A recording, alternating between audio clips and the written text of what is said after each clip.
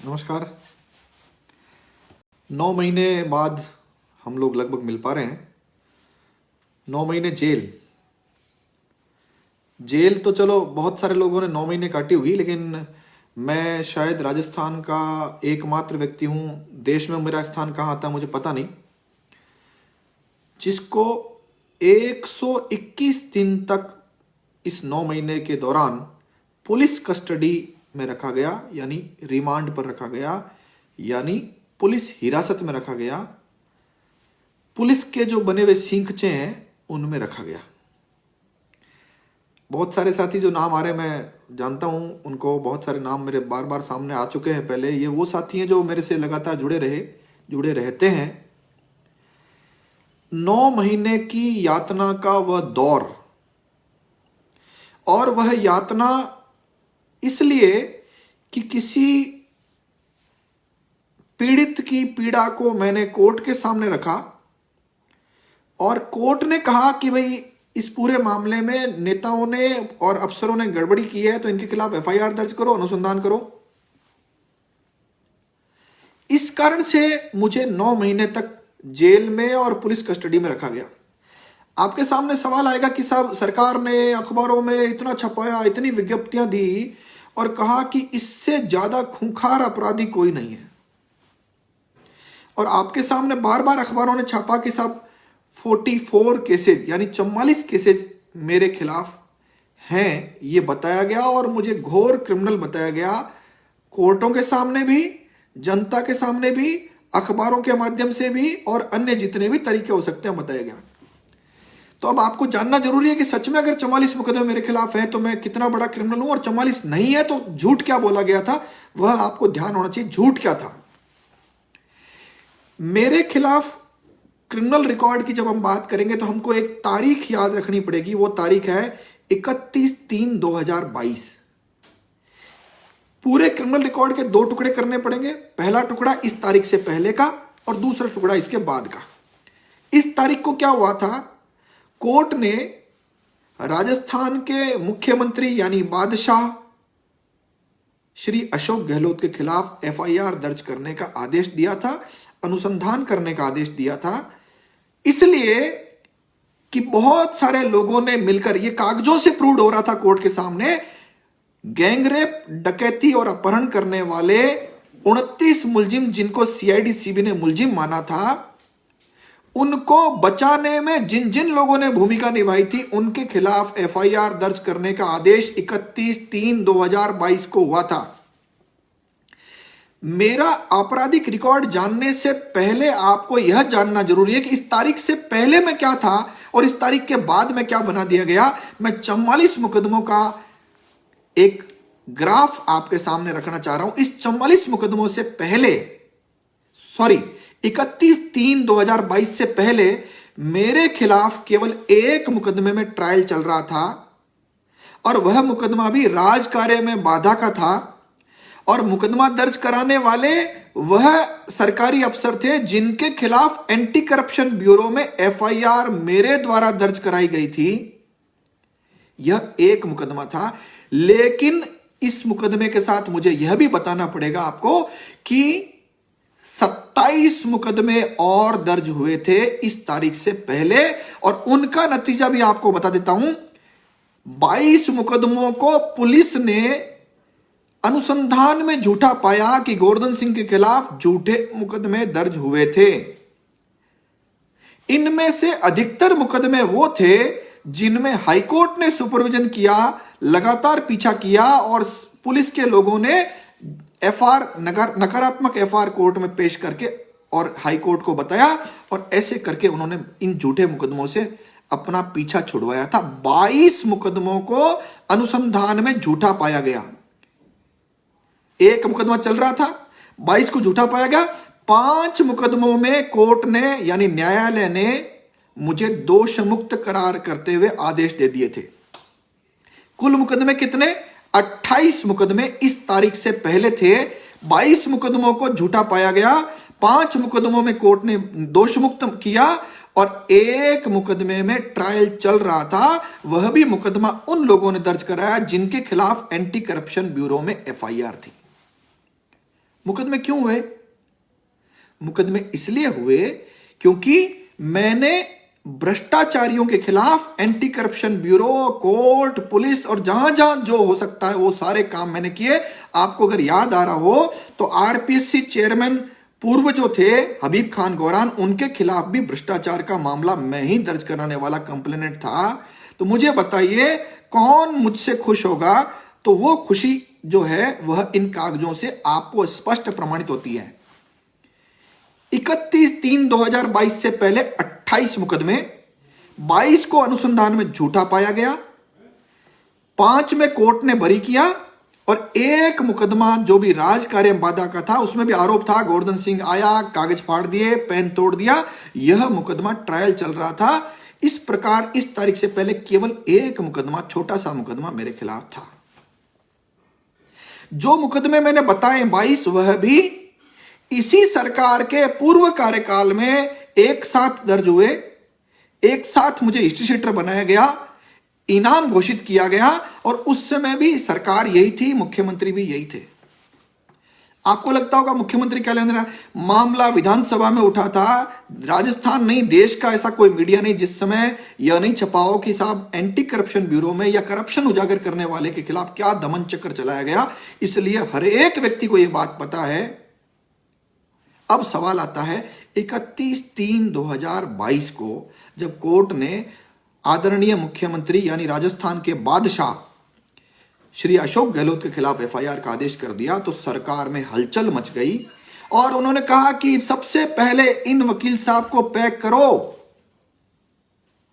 क्योंकि ये वकील साहब उन 29 आरोपियों को, जिनको सीआईडी सीबी यानी राजस्थान की सबसे बड़ी संस्था ने मुलजिम माना है, उन लोगों को जेल में डालने काम चल रहा था और उनको सरकार, मुख्यमंत्री जी और पुलिस के बड़े अधिकारियों ने बचाया था।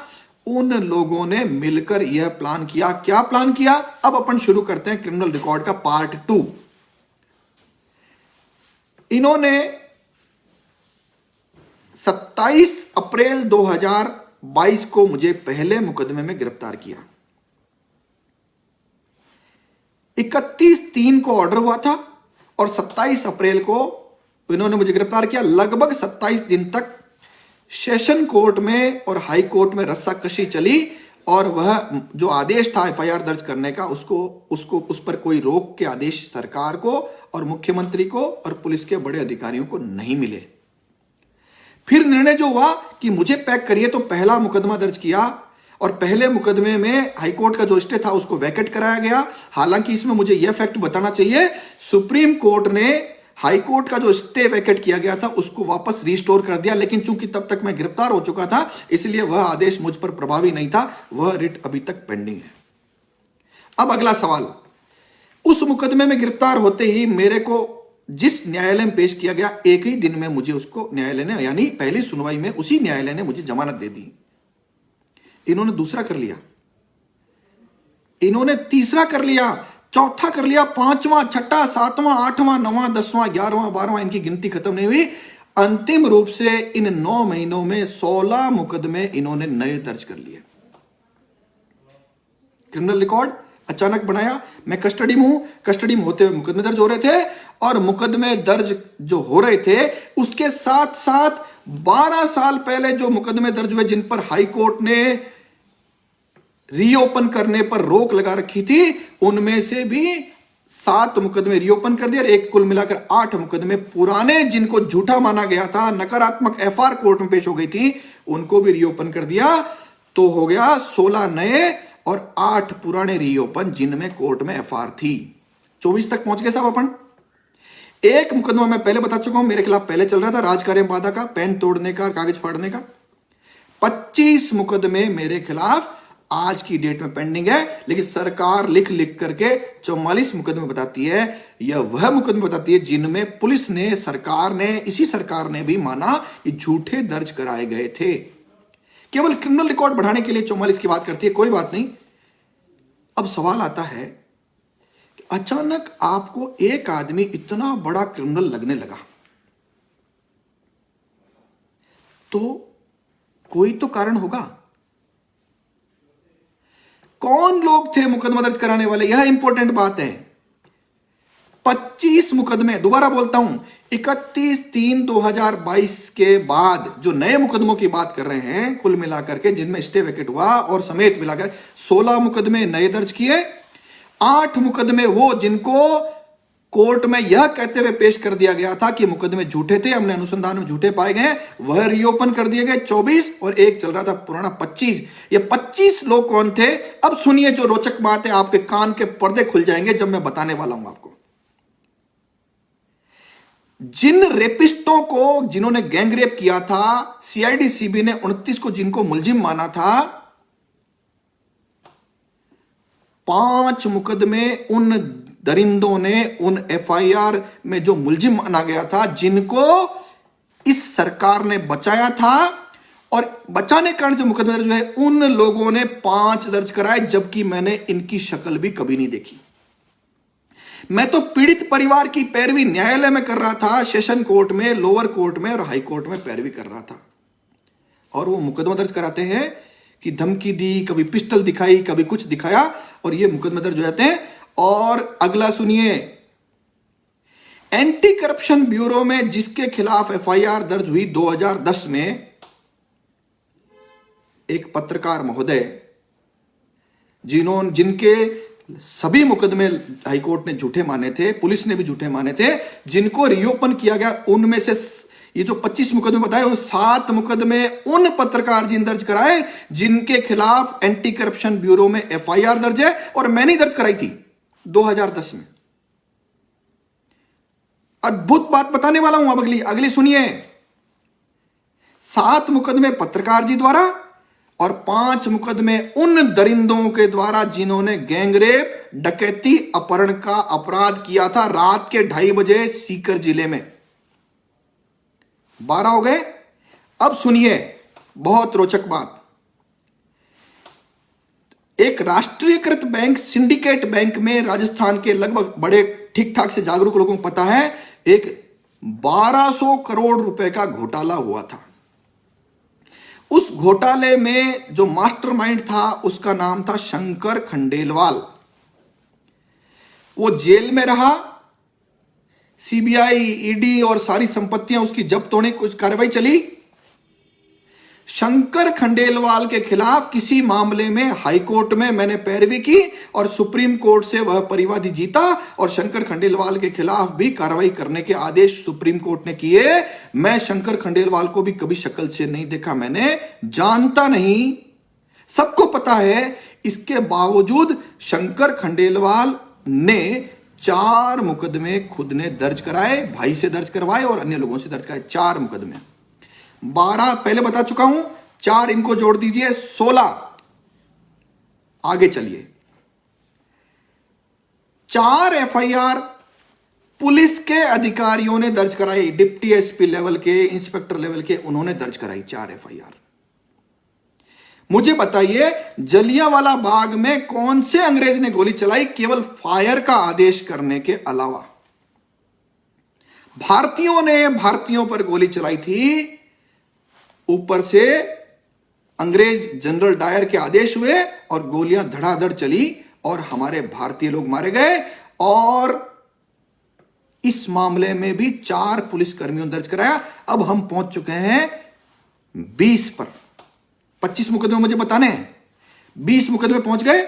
और उसके बाद एक और भ्रष्टाचारी जिसके खिलाफ एफआईआर एंटी करप्शन ब्यूरो में दर्ज हुई थी 2009 में, वह भ्रष्टाचारी मेरे खिलाफ एफआईआर दर्ज कराता है 3। हम पहुंच गए 23 पर। और अब बचती है 2 एफआईआर। 2 एफआईआर जो दर्ज हुई, दोनों मेरे खिलाफ SC/ST एक्ट में दर्ज हुई। एक एफआईआर को हाईकोर्ट ने खत्म कर दिया और एक एफआईआर में पुलिस ने एफआईआर लगा दी, क्योंकि उनके ऐसा मामला बैठ नहीं रहा था गोवर्धन सिंह को इस एफआईआर में कैसे फंसा करके अंदर डालें। हो गए 25 मुकदमे। तो मेरा क्रिमिनल रिकॉर्ड 31/3 के बाद जो क्रिएट किया गया वह मुकदमे थे 24, एक पहले चल रहा था 25 में से 7 मुकदमे उस पत्रकार ने जिसके खिलाफ एंटी करप्शन ब्यूरो में एफआईआर दर्ज कराई थी मैंने। 4 मुकदमे शंकर खंडेलवाल जिसने 1200 करोड़ का घोटाला जनता के पैसों को लूट करके किया था, 4 मुकदमे उस शंकर खंडेलवाल ने कराए। 4 मुकदमे पुलिस ने दर्ज कराए। 5 मुकदमे उन बलात्कारी दरिंदों ने करवाए, खुद ने, वो मुलजिम है मेरी उस एफआईआर में, रेप में जिसको सीआईडी सीबी ने मुलजिम माना, वही दर्ज करा रहे थे। 3 मुकदमे उन अफसरों ने, सेल टैक्स के अफसरों ने दर्ज कराए जिनके खिलाफ एंटी करप्शन ब्यूरो में 2009 में एफआईआर दर्ज थी, और 2 अन्य जिनको मैं जानता नहीं। 25 मुकदमे जो मेरे खिलाफ दर्ज किए गए, और सरकार कहती है इससे खूंखार कोई अपराधी नहीं है। 121 दिन तक मुझे पुलिस हिरासत में इन झूठे मुकदमों में रखा गया। बताइए मैं खूंखार हूं कि नहीं? और मैं सच में खूंखार हूं तो किन के लिए खूंखार हूं? क्या यह चरित्र है सत्ता का? क्या बोलना अपराध है? क्या सत्य बताना अपराध है आपको? मेरा अपराध क्या बताना है बताऊं आपको? मेरा अपराध है कि मैंने न्यायालय में ईमानदारी से किसी की पैरवी की। मेरा अपराध है कि मैंने एंटी करप्शन ब्यूरो में भ्रष्टाचार उजागर न केवल उजागर किया, एफआईआर भी दर्ज कराई। मेरा अपराध है कि मैं नागरिकों को मालिक कहता हूं और उनको जागरूक करने की बात करता हूं। ये मेरे अपराध हैं।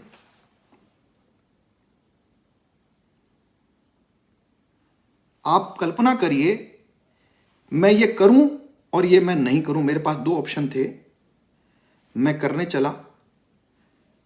ईमानदारी और सच्चाई के साथ सारे काम किए।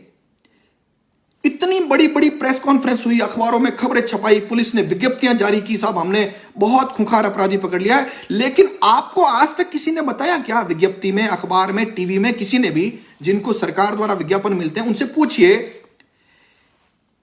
9 महीने आपने मुझे रखा, 121 दिन पुलिस कस्टडी में रखा, 154 दिन आपने जेल में रखा। गोवर्धन सिंह के पास कोई भी अवैध धन मिला क्या आपको?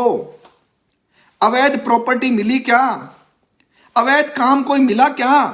और अगर मिला तो आप प्रेस कॉन्फ्रेंस करके यह जनता को क्यों नहीं बता रहे हैं कि साहब हमको यह मिला?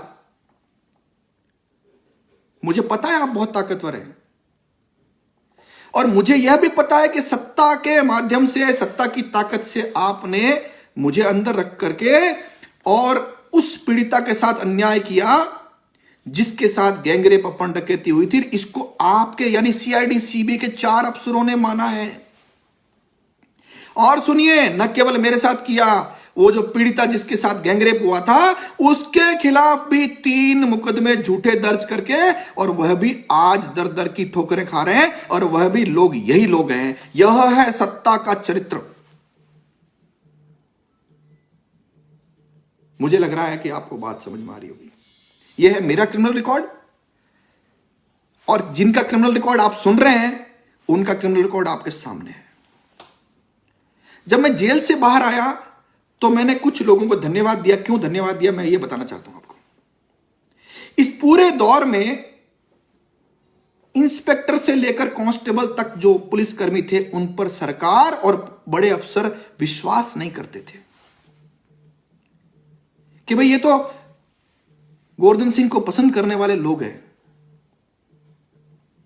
मैंने उनको धन्यवाद दिया जो इन विपरीत परिस्थितियों में भी किसी न किसी रूप में मेरे से सिंपैथी, सहानुभूति रखते थे, मुझे मानसिक और शारीरिक रूप से मजबूत बनाए रखा। और मैं आज 9 महीने सीखचों में रहने के बाद आपके सामने हाजिर हुआ हूं और मैं मेरी बात कह पा रहा हूं।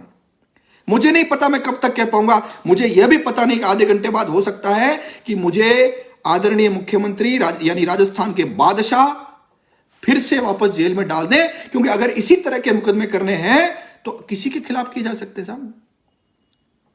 आश्चर्य होता है मुझे कि मुकदमे कराने वाले का नाम भी नहीं सुना मैंने कभी। जो मेरे साथ मुलजिम बनाए गए उनका भी नाम नहीं सुना। मैंने कोर्ट में एप्लीकेशन लगाई, साहब मेरा नार्को टेस्ट करा दीजिए। सरकार को एप्लीकेशन लगाई कि मेरा भी करा दो, आरोपियों का करा दो। कोई नार्को टेस्ट नहीं करा रहे हैं। मुझे बताइए क्या गजब की सरकार हमने और आपने मिलकर चुनी थी, जो एक नागरिक होने के नाते अन्य नागरिकों को यानी मालिकों को जागरूक करता था। उसको इतना बड़ा क्रिमिनल आपने बताया, बनाया, और बना करके 9 महीने आपने जेल में रखा। 121 दिन पुलिस कस्टडी में रहने वाला मैं एकमात्र व्यक्ति हूं। राजस्थान में शायद ही किसी आतंकवादी को भी, किसी खूंखार अपराधी को इतना पुलिस कस्टडी में लगातार नहीं रखा गया। 9 महीने की जेल में, 121 दिन तक पुलिस कस्टडी में। मैं और रोचक बात बताने वाला हूं, क्यों नहीं बताऊंगा। मुझे हमेशा लगता था कि एक न एक दिन ये सच्चाई सामने आएगी, और जब सच्चाई सामने आएगी तो जनता बड़ी ताकतवर है, जनता बड़ी समझदार है, जनता को सब समझ में आता है। मेरे को केवल आप तक बात पहुंचानी, निर्णय आप करिएगा, जो निर्णय आपको ठीक लगे वो करिएगा। मुझे पहली बार 9 महीने में बोलने का मौका मिला है, इससे पहले मुझे बोलने का मौका नहीं मिला। क्या क्या यातना नहीं दी, मुझे लगता है मुझे यातनाएं देने वाले भी अभी देख रहे होंगे। मुझे पुलिस क्या क्या यातनाएं देती। 121 दिन यानी 4 महीने से ज्यादा मुझे पुलिस की कस्टडी यानी रिमांड पर, यानी हिरासत में रखा गया, सींखों के पीछे रखा गया। कैसी कैसी यातनाएं ये नहीं दे सकते, वो दी गई थी मुझे। गलती क्या? नागरिकों को जागरूक करने का अपराध, एंटी करप्शन ब्यूरो में FIR भ्रष्टाचारियों के खिलाफ दर्ज कराने का अपराध, ईमानदारी और सच्चाई के साथ किसी पीड़ित की पैरवी न्यायालय में करने का अपराध। कुछ लोगों को लगता है कि सत्ता ने किसी को दमन कर लिया, लेकिन मुझे क्या लगता है, अगर इस प्रकार से न्यायालय में पैरवी करने पर, ताकतवर व्यक्ति के खिलाफ न्यायालय में पैरवी करने पर मुकदमे होंगे तो यह गलत परंपरा डल गई है। और सबसे ज्यादा खतरे की बात है काले कोट वालों के लिए। यह उदाहरण स्थापित किया है ताकि सारे वकील, यानी राजस्थान के वकील, किसी भी ताकतवर व्यक्ति के खिलाफ पैरवी नहीं करें। यह उदाहरण स्थापित करने के लिए किया गया है। जब भी आप ताकतवर व्यक्ति के खिलाफ अगर करेंगे तो उदाहरण देकर समझाएंगे। देखो, गोवर्धन सिंह को भी हमने झूठे मुकदमों में 9 महीने तक सींखों के पीछे डाल दिया था। कौन वकील हिम्मत करेगा? हो सकता है मेरा दमन हुआ, लेकिन मैं यह मानता हूं ये दमन मेरा नहीं हुआ, ये पूरे काले कोट के पूरे समुदाय के का दमन किया गया था। आज वकील का दमन इसलिए किया गया कि बड़े सक्षम व्यक्ति के खिलाफ पैरवी की। कल अगर किसी मजिस्ट्रेट ने, जज ने किसी ताकतवर व्यक्ति के खिलाफ ऑर्डर कर दिया तो यही मुकदमे उनके खिलाफ भी दर्ज हो सकते हैं। कौन सा सेक्शन नहीं छोड़ा। कानून में जितने भी अपराध हो सकते थे सब मेरे खिलाफ इन्होंने डाल दिए गए। हो सकता है और भी डाल दें, लेकिन आपको जानकारी में तो रहना चाहिए, इसलिए मैं आपके सामने आया हूं। और सुनिए, इन्होंने कहा गोवर्धन सिंह का हमने बैंक खाते सीज कर दिए। जब सीज कर दिए, आपने इतनी विज्ञप्तियां दी, सरकार के लोगों ने इतनी विज्ञप्तियां दी, आप जनता को यह भी तो बताते कि हमको यह अवैध धन मिला। नहीं बताया। आपने ऑफिस सीज करना बताया, क्या अवैध चीज वहां से मिली आपने नहीं बताया। और जो आप खेल कर रहे थे वह मुझे लगता है राजस्थान के हर व्यक्ति को पता लग गया था।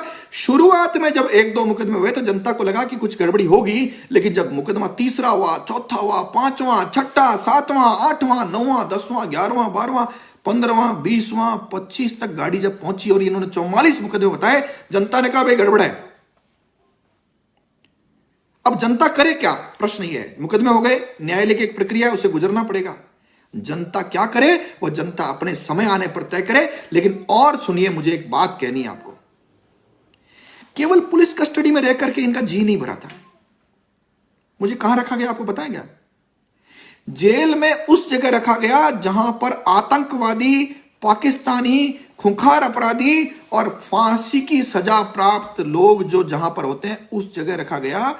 और उस व्यवस्था में भी यह सुनिश्चित करने के लिए कहा गया कि यह ठीक ढंग से सांस नहीं ले सके, इसकी व्यवस्था की। चूंकि मामला मेरा नहीं था, बात मेरी भी नहीं थी, इसलिए मुझे पता था कभी न कभी सच्चाई सामने आएगी तो वो सब चीजें मैं आपके सामने रख पाऊंगा। यह मैंने कोशिश की है आपके सामने आज। 121 दिन पुलिस कस्टडी, 154 दिन जेल, कुल मिलाकर 9 महीने मैं आपके सामने हाजिर हूं और मैं अपनी बात रख रहा हूं। अगर आपको मेरी बात में सच्चाई लगती है, आप विचार करिएगा कि हमने कैसे लोगों को वोट दिए थे और उन्होंने क्या क्या नहीं किया है। मेरी बात नहीं है, इन्होंने ऐसे बड़े बड़े सक्षम लोगों के खिलाफ भी मुकदमे दर्ज करके और उनको झूठा फंसाया। इन मुकदमों के माध्यम से सरकार चला रहे और कुर्सी के पाए पकड़कर बैठे ताकि सरकार हिले नहीं। आपको मैं हंसने वाली बात बताऊं, इन्होंने एक एफआईआर दर्ज की, बहुत मजेदार एफआईआर है। मैं जयपुर में रहता हूं, हाईकोर्ट जयपुर में प्रैक्टिस करता हूं। मेरे खिलाफ बीकानेर में एक एफआईआर दर्ज की कि गोवर्धन सिंह के ने गैस कनेक्शन होते हुए 40 किलो गेहूं और 18 लीटर केरोसिन राशन डिपो से खरीदा। मुझे लगता है कि गजब की एफआईआर थी। इस एफआईआर में मुझे लगभग 10 दिन तक पुलिस कस्टडी में रखा। मैंने राशन कार्ड दे दिया इनको कि राशन कार्ड में कोई एंट्री नहीं है, ना हमने कोई राशन लिया, नहीं कोई बात है, ये सब चीजें जो फेक लाए हैं, इनके पास कोई एविडेंस नहीं है। इसके बावजूद मुझे 10 दिन पुलिस कस्टडी में रखने के बाद लगभग 1 महीने जेल में इन्होंने रखा और कहा साहब खूंखार अपराधी है और साहब भयंकर अपराध इसने किया है, और 9 महीने तक इस तरह के मुकदमे दर्ज करके इन्होंने मुझे अंदर रखा। और सुनिए हंसने वाली बात, मेरा हथियार लाइसेंस रद्द किया तब जब मैं इनकी कस्टडी में था, और एक एफआईआर दर्ज की कि साहब गोवर्धन सिंह ने हथियार तो किसी के माध्यम से जमा करा दिए, कारतूस जमा नहीं कराए। अब बताइए मैं जेल में कस्टडी में बैठा, मैं कारतूस कैसे जमा करूंगा? उसमें भी एफआईआर दर्ज करके और मुझे लगभग 11 दिन पुलिस कस्टडी में रखा और लगभग 1-1.5 महीने तक जेल में रखा। क्या गजब के लोग हैं साहब, कैसे गजब के लोग हैं। मुझे बताइए, आपको लग नहीं रहा क्या कि यह खेल किस हद तक चल रहा था? और खेल आपको लगता अभी नहीं चलेगा क्या? अभी तो 10 महीने और हैं, चलेगा, मुझे पता है चलेगा। फिर भी आपके सामने रखता हूं। मैंने केवल 2 बड़ी मांग की, क्योंकि इसके अलावा मेरे पास कोई ऑप्शन नहीं था। पहला, इन सब मुकदमों की जांच सीबीआई से करा दो। जो अभी जांच कर रहे हैं वो मुख्यमंत्री जी का अधीन काम कर रहे हैं, इसलिए सीबीआई से जांच करा दो। और दूसरी मांग, जो पुलिस ने किया और जो न्यायालय में हुआ, इसकी जांच किसी सुप्रीम कोर्ट के जज से करा दो, हो जाएगा दूध का दूध पानी का पानी। नहीं कराएंगे साहब, बात ही नहीं करेंगे। और करेंगे क्या? अब बताता हूं क्या करेंगे। और मुकदमे दर्ज होंगे और उन मुकदमों में फिर से मुझे पुलिस कस्टडी में रखा जाएगा। मैं तैयार हूं 10 महीने के लिए। और मुझे पता है कि 10 महीने बाद क्या होने वाला है। इनके खुद के मंत्री, इनके खुद के नेता ये कह रहे हैं कि फॉर्च्यूनर गाड़ी में बैठने लायक लोग आएंगे। अब ये व्यवस्था जो सुनिश्चित कर रहे हैं उसमें फॉर्च्यूनर के बजाय एक ऑटो में बैठने लायक व्यवस्था ये लोग करने में लगे। चिंता उनको होनी चाहिए जो इनके बैनर तले चुनाव लड़ने वाले हैं। अगर सरदारपुरा विधानसभा का कोई भी व्यक्ति मुझे देख रहा है, मैं उससे विनती करता हूं, मैं उससे आग्रह करता हूं कि आपकी विधानसभा में हर एक व्यक्ति को यह वीडियो दिखाइएगा। जितने लोग मुझे देख रहे हैं सब इस वीडियो को शेयर करिएगा और सरदारपुरा विधानसभा के हर एक वोटर को, मतदाता को यह वीडियो दिखाइएगा और सवाल करिएगा कि जनता को बताइए कि उसके पास क्या अवैध मिला था, बताइए जनता को। और इसकी जांच सीबीआई से करा दीजिए और एक न्यायिक जांच भी करा दीजिए पुलिस की भूमिका की। और जो सब कुछ घटा इस 9 महीने में, जेल में जो हुआ और जो बाहर हुआ, मैं यहां पर दोबारा बोलता हूं आपको, निचली जो व्यवस्था थी, पुलिस के कांस्टेबल थे, पुलिस के इंस्पेक्टर तक के लोग थे, वह लगातार समझ रहे थे कि सब कुछ हो रहा है, लेकिन वो असहाय महसूस कर रहे थे और लगातार जो है मेरी तरफ असहाय नजरों से देखते थे। लगातार 121 दिन तक पुलिस कस्टडी में जब मैं था, जेल में जाने के बाद भी जेल स्टाफ ने जितनी उनकी कैपेसिटी थी उसमें मुझे मानसिक और शारीरिक रूप से मजबूत रखने की कोशिश की। और बोला समय बदलेगा, सच्चाई एक दिन सामने आएगी। और सच्चाई सामने आई। मैं 9 महीने बाद आपके सामने आया। मैं शायद राजस्थान का पहला व्यक्ति हूं जिसके खिलाफ 24 मुकदमे, जो एक पुराना छोड़ दो, 24 मुकदमों को डिस्पोजल या जमानत जो है मुझे 9 महीने मिल गई। अन्यथा कोई अन्य व्यक्ति होता तो शायद 4-5 साल तक बाहर नहीं आ सकता था। हूं ना मैं खूंखार क्रिमिनल? मुझे लग रहा है आपको समझ में आ रहा होगा। इनकी नजर में खूंखार क्रिमिनल कौन होता है? जो जनता को सच्चाई बताता है। एक और बात मुझे कहनी है यहां पर। एक हत्या का मुकदमा दर्ज किया मेरे खिलाफ, हंसी आएगी आपको। जिसकी हत्या करना बताया वो तो जिंदा है। एक सरकार के बड़े व्यक्ति ने कहा अब ये मरेंगे। और आपको यह सुनकर यह भी आश्चर्य होगा कि यह जो मेरे खिलाफ दमन चक्र चला, मुझे जो यातनाएं दी गई और मुझे जेल भेजा गया और वहां जो चल रहा था वो आपके पैसे से चल रहा था। आपके पैसे से, आप जो देख रहे हैं आपके पैसे से। आश्चर्य हो रहा है? तो बताता हूं आपको, जो मैं तो ऑथेंटिक बोलने वाला व्यक्ति हूं ना, आप लोग मेरा भरोसा करते हैं, इसका भी जवाब देता हूं आपको। कांग्रेस के बड़े नेता अभिषेक मनु सिंघवी सुप्रीम कोर्ट में मेरे खिलाफ पैरवी करने जाते थे। उनको राजकोष यानी आपके टैक्स के पैसे से पैसा दिया गया। Jaipur high court, Jodhpur high court, special वकील खड़े किए गए इस मामले में पैरवी करने के लिए। और लोअर कोर्ट्स में जहां 5,000 फीस भी सरकार नहीं देती है, वहां पर 3.25 लाख, 2.25 लाख और 2-2 लाख रुपए पेमेंट किए गए एक एक केस के लिए। करोड़ों रुपए राजकोष से यानी आपके टैक्स के पैसे से गोवर्धन सिंह को जेल में डालने के लिए राजकोष यानी सरकार ने अपनी जेब से नहीं, सरकार ने आपके टैक्स के पैसे से मेरे पर खर्चा किया। कांग्रेस नेता अभिषेक मनु सिंघवी से लेकर जितना भी भुगतान हुआ वो आपकी जेब से गया था। इससे इन नेताओं को फर्क नहीं पड़ता कि गोवर्धन सिंह को आप पसंद करते हैं नहीं करते हैं, लेकिन आपके टैक्स के पैसे का उपयोग उस देशभक्त पर किया जिसने ठीक ठाक काम करते हुए जनता को जागरूक करने की कोशिश की, हिंद की जय करने की कोशिश की। बहुत रोचक बात बता रहा हूं आपको। कोर्ट में जब यह पैरवी चलती थी, सरकार के 3-3 AAG एडिशनल एडवोकेट जनरल मौजूद रहते थे, स्पेशल पीपी मौजूद रहते थे।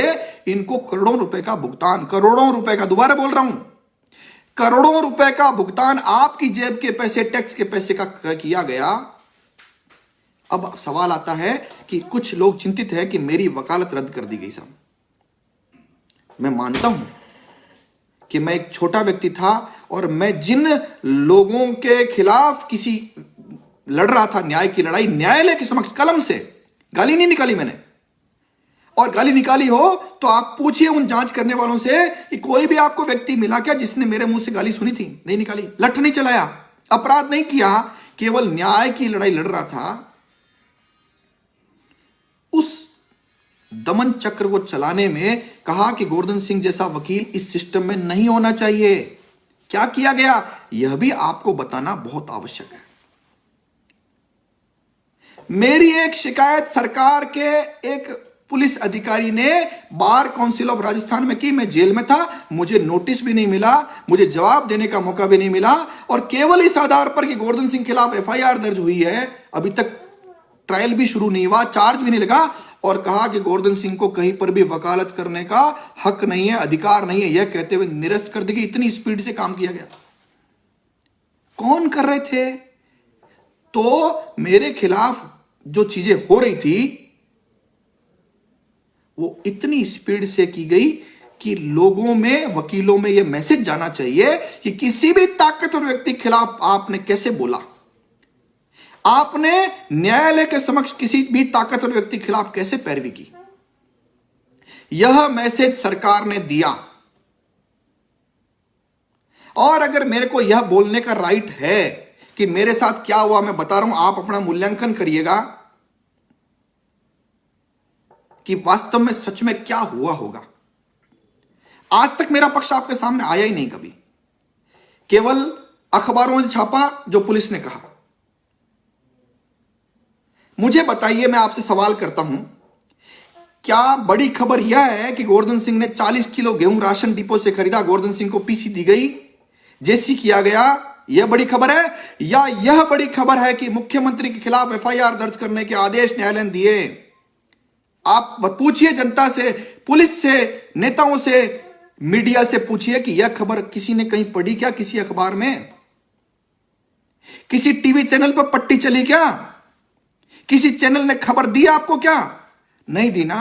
तो मीडिया क्या कर रहा था, वह कर रहा था जब ताकत काम करती है तो इस हद तक काम करती है, और काम किया ताकत ने। मेरे साथ ये जो करके जो इन्होंने किया, मान लीजिए मेरी हत्या भी कर देते ये लोग, गाड़ी पलटा देते या मेरे गोली मार देते या एनकाउंटर कर देते, तो क्या आपको लगता है या इनको लगता है कि आसानी रहती? क्या मेरे जैसे बहुत सारे लोग और खड़े होते होंगे, हैं। बस इतनी सी बात आपको अगर समझ में आ जाए, पुलिस क्या क्या यातना देती है आपको समझ में आ रही होगी ना। नहीं समझ में आ रही है तो मुझे लगता है कभी मैं और सेशन में बताऊंगा कि यातनाएं क्या क्या दी गई, कैसे दी गई, क्या क्या किया गया। और मेरी चीख सुनाई जाती थी, सर कहकर मोबाइल में रिकॉर्डिंग कर करके चीखें सुनाई जाती थी। बड़े लोगों को आप अंदाजा लगा लीजिए कि कौन लोग होंगे जिनको चीख सुन करके खून बढ़ता था उनका, या उनका अहंकार शांत होता था। देखिए, हम सत्ता में हैं, हम मुख्यमंत्री हैं, हम ताकत में बैठे हुए अफसर हैं, और हमने गोवर्धन सिंह को झूठे मुकदमों में कस्टडी में लेकर के इतनी यातनाएं दी है कि वो जीवन में कभी नाम नहीं लेगा किसी को न्याय दिलाने का। और हमने उसकी वकालत भी रद्द कर दी, हमने उसका हथियार लाइसेंस भी रद्द कर दिया। अब उसके पास कोई सिक्योरिटी भी नहीं है। और इस सब के बाद जो राजस्थान में माहौल बनाया है उसकी जानकारी अगर मैं आपको नहीं दूंगा तो क्या यह राजस्थान की जनता के साथ अन्याय नहीं होगा? होना तो जो हो गया और हो रहा है, लेकिन आपकी जानकारी में जरूर रहना चाहिए कि क्या हुआ, कैसे हुआ। बातें बताने के लिए मेरे पास बहुत सारी है, और भी बहुत सारी है, लेकिन एक बार शुरुआत मैंने आपको बता दिया कि सरकार अभी 10 महीने और है। मुझे पता है कि इस लाइव के बाद आसानी से बैठने वाले ये लोग नहीं हैं। 9 महीने बाद मैं बाहर आया हूं, और अगले 10 महीने ये लोग और मुझे झूठे मुकदमों में रख सकते हैं, क्योंकि मेरे ये समझ में आ गया अब जो व्यवस्था है इसमें कहीं ना कहीं सिस्टम कोलैप्स होने की ओर था। अन्यथा इतने झूठे मुकदमों में मुझे अंदर नहीं रखा जा सकता था। एक मुकदमा दर्ज किया, पुलिस कस्टडी में रखा, जेल भेजा, जमानत होती दूसरे में ले गए, दूसरे के बाद तीसरे में ले गए, चौथे में ले गए, पांचवें में ले गए, छठे में ले गए।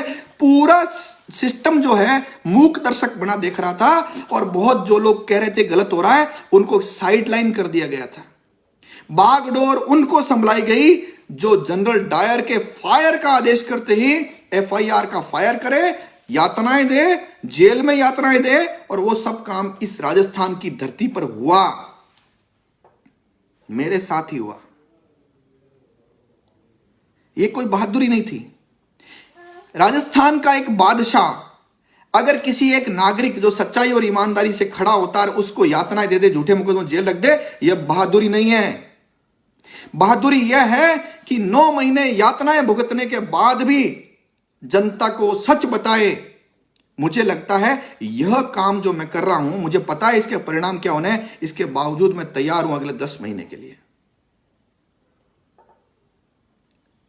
सवाल इतना सा है कि आप आज मेरे साथ हुआ, कल किसी और वकील के साथ करेंगे, परसों किसी और नागरिक के साथ करेंगे। मैं अखबारों में पढ़ा, मुझे बाहर भी लोगों ने बताया कि मेरा उदाहरण दे दे करके जितने भी भ्रष्टाचार खिलाफ लड़ने वाले लोग थे, किसी की टांगों में कीलें ठुकवा दी, किसी के पैर तुड़वा दिए, किसी को जेल भिजवा दिया। ऐसा गजब का दमन चक्र चलाया उन देशभक्तों के खिलाफ, उन ईमानदार लोगों के खिलाफ, उन लोगों के खिलाफ जो भ्रष्टाचार से लड़ रहे थे। पूरे राजस्थान में अभियान चला करके उन सब लोगों पर दमन चक्र चलाया गया। ये मेरे साथ नहीं हुआ, अकेले के साथ। ये लड़ाई मेरी भी नहीं थी, और लड़ाई मेरी है भी नहीं। मेरे मन में बदले की भावना नहीं है, लेकिन मैं बदला नहीं हूं। दोबारा बोल देता हूं, मेरे मन में बदले की भावना नहीं है, लेकिन मैं बदला नहीं हूं। मैं जो हिंद की जय का काम कर रहा था वह काम जारी रखूंगा, चाहे इसके लिए मुझे जान भी देनी क्यों ना पड़े। इन 9 महीने में मेरे परिवार, मेरी बेटी, मेरे बेटे, मेरे साथियों ने क्या नहीं भुगता है, आप कल्पना करिए। उन लोगों के खिलाफ भी झूठे मुकदमे, जिसने मेरा नाम लिया उनके खिलाफ भी झूठे मुकदमे। किस हद तक गिरे, किस हद तक गिरे। और मुझे लगता है अगर वो जो जिन लोगों ने ऐसा किया अगर मुझे देख रहे हैं या बाद में देखेंगे, एक बार कल्पना करो यार, आपके भी तो बच्चे हैं। क्या आप कैसा देश देना चाहते हैं, कैसा राजस्थान उनको देना चाहते हैं? हो सकता है आप सक्षम हैं, आप पैसे वाले हो चुके हैं, लेकिन राजस्थान में जो हालात हो रहे हैं, ये जो पार्टनरशिप अपराधियों की हो रही है सरकार के साथ, क्या आपके आने वाली पीढ़ी को उज्जवल भविष्य दे पाएगी क्या? केवल पैसे होने से उज्जवल भविष्य नहीं। पैसे तो आजकल जो है फिरौतियां मांग रहे हैं, पैसे जा रहे हैं उनसे जो कमाए थे। लेकिन राजस्थान कैसा मिल रहा है? मुझे लगता है कोई जमाने में जब हम बोलते थे आज से 20 साल पहले जैसा यूपी और बिहार होता था, आज उससे भी बदतर हालात में राजस्थान पहुंच चुका है। किसने किया? विचार करने की जरूरत है। मैं सदैव मानता हूं कि जो करता है ईश्वर वो ठीक करता है। हो सकता है ईश्वर ने इसके पीछे भी कुछ न कुछ ठीक सोच रखा होगा। तो मैं इस भाव से लगातार 9 महीने तक यातनाएं सहन करता रहा, और सहन करने के बाद मुझे जब मौका मिला और मैंने आपको ये सारे तथ्य बताए, मैं आज आपसे पुनः वादा कर रहा हूं कि जब तक अंतिम प्राण है, अंतिम सांस है, तब तक यह हिंद की जय का काम, ये देशभक्ति काम जारी रहेगा। यह मैं आपसे पुनः वादा कर रहा हूं। तब भी कि जब मैं 9 महीने यातना झेल चुका हूं, तब भी जब मुझे पता है 10 महीने की सरकार आज तक अभी मौजूद है, और तब भी जब मुझे ये पता है कि फिर से ये झूठे मुकदमे मुझे डालेंगे, बस आपसे 2 मांग है छोटी सी। एक बार खड़े होकर के अगर आप नहीं बोले तो आने वाली पीढ़ियां गूंगी पैदा होंगी। बोलिए कि गोवर्धन सिंह खिलाफ सभी मुकदमों की जांच सीबीआई से कराई जाए। क्या क्या गलत मांग है? मुझे बताइए। ये क्या इसमें गलत मांग है कोई? भाई हम ही झूठे मुकदमे करेंगे, हम ही जांच करेंगे, हम ही जेल भेज देंगे। क्या गलत मांग है? नहीं मांग है तो अगली मांग कि जो पुलिस ने किया, जो एक्ट किया, जो पिछली बार किया 12 साल पहले, और इस बार जो किया, दोनों को मिलाकर के इसकी एक न्यायिक जांच भी करवा दीजिए कि किसने क्या क्या किया। बस इतनी सी बात है। और मैं आज लाइव भी कोर्ट में भी लिख कर दिया है मैंने कि मेरा इन सभी मुकदमों में नार्को टेस्ट कराओ, पॉलीग्राफ टेस्ट कराओ, या और जितने भी टेस्ट हो सकते हैं सच्चाई बताने के, वो सारे टेस्ट कराओ। और मैं यह भी कहता हूं जिन्होंने मेरे खिलाफ झूठे मुकदमे कराए उनका भी नार्को टेस्ट कराइए। जिन्होंने अनुसंधान किया उनका भी नार्को टेस्ट करा दीजिए, अन्यथा 10 महीने बाद जनता आपका नार्को टेस्ट कर देगी। अन्यथा जनता आपको चांद तारे दिखाएगी। मुझे यह विश्वास है। इसी विश्वास से आपके सामने आया हूं। मैं आपका गोवर्धन, जो काम धर्म की रक्षा के लिए हो सकता है करता रहूंगा। इसी वादे के साथ फिर मिलूंगा। अगर मुझे सरकार में पुणे जेल में नहीं डाला, मैं फिर लाइव पर आऊंगा। लेकिन अगर मुझे जेल में डाल देते हैं, फिर लाइव पर आपको आना है। धन्यवाद। जय हिंद।